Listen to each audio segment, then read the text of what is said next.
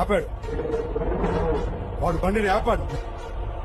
బండి నా మేడ ఎవడరా వాడు అంటే దొరుకుంటాను కదరా బండి.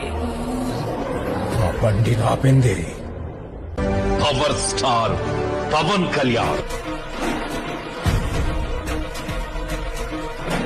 మీరు వెళ్ళకూడదండి, తుఫాన్ వస్తా ఉంది, సముద్రం అల్లకల్లోలంగా ఉంది అన్నా కూడా వినకుండా ఆయన ప్రత్యేక బోట్లో 9 కిలోమీటర్ల సముద్రంలో ప్రయాణించి వెళ్లి అక్కడ తనిఖీ చేశారు.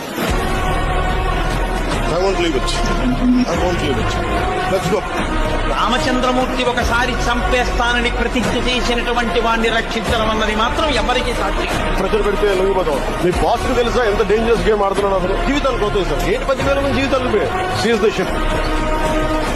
ఎన్ని ప్రెజెంట్ అవుతుంది సార్ గవర్నమెంట్ నుంచి.